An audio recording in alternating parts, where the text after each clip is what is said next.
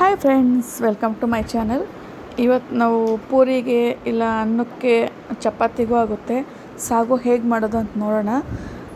ಮಾಮೂಲಿ ವೆಜಿಟೇಬಲ್ಸಿಂದ ಸಾಗು ಮಾಡ್ತೀವಿ, ಇಲ್ಲಾಂದರೆ ಆಲೂಗಡ್ಡೆ ಕಡಲೆ ಹಿಟ್ಟು ಹಾಕಿ ಮಾಡ್ತೀವಿ, ಅದು ಚೆನ್ನಾಗಿರುತ್ತೆ.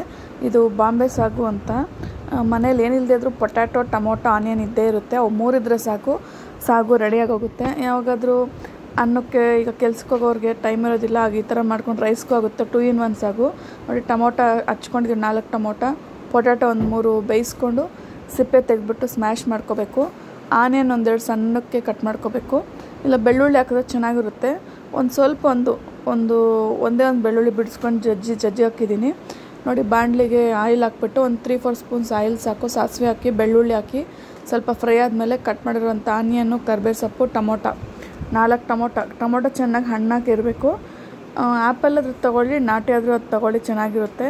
ಸ್ವಲ್ಪ ಫ್ರೈ ಆದಮೇಲೆ ಇದು ಸಾಲ್ಟ್ ಹಾಕಬೇಕು, ಕಲ್ಲುಪ್ಪು ಹಾಕಿ ಟೇಸ್ಟ್ ಬರುತ್ತೆ. ನೆಕ್ಸ್ಟ್ ಸಾಂಬಾರು ಪುಡಿ, ಈಗ ನಾವು ಬೇಳೆ ಸಾರಿಗೆಲ್ಲ ಹಾಕ್ತೀವಲ್ಲ ಅದೇ ಸಾಂಬಾರು ಪುಡಿ. ಖಾರ ಕಮ್ಮಿ ಇದ್ದರೆ 1 ಸ್ಪೂನ್ ಚಿಲ್ಲಿ ಪೌಡ್ರ್ ಹಾಕ್ಕೊಳ್ಳಿ, ಇಲ್ಲ ಖಾರ ಇದೆ ಅಂದರೆ ಸಾಂಬಾರು ಪುಡಿನೇ ಸಾಕು.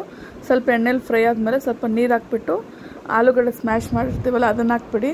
ಸ್ವಲ್ಪ ಗಟ್ಟಿಯಾಗಿ ಕುದಿಸ್ಬಿಟ್ರೆ ರೆಡಿ ಆಗುತ್ತೆ ಸಾಗು ನೋಡಿ. ತುಂಬ ಚೆನ್ನಾಗಿರುತ್ತೆ, ನೋಡೋಕ್ಕೆ ಕಲರ್ಫುಲ್ ಆಗಿರುತ್ತೆ. ಪೂರಿಗೂ ಆಗುತ್ತೆ, ಅನ್ನಕ್ಕೂ ಆಗುತ್ತೆ, ತುಂಬ ಟೇಸ್ಟಿಯಾಗಿರುತ್ತೆ. ಒಬ್ಬೊಬ್ಬರು ಸಾಂಬಾರು ಪುಡಿ ಒಂದೊಂದು ಟೇಸ್ಟು ಬರುತ್ತೆ, ಇಲ್ಲ ಖಾರನೂ ಬರುತ್ತೆ. ಇದು ಇದು ಬ್ಯಾಂಗ್ಳೂರು ಸೈಡೆಲ್ಲ ಈ ಥರ ರೆಡ್ ಕಲರಲ್ಲಿ ಸಾಂಬಾರು ಪುಡಿ ಇರೋದು. ಇದರಲ್ಲಿ ಮಾಡೋದ್ರಂತೂ ಚೆನ್ನಾಗಿರೋದು. ನಿಮ್ಗೆ ಇಷ್ಟ ಆದರೆ ಲೈಕ್ ಮಾಡಿ. Thank you friends.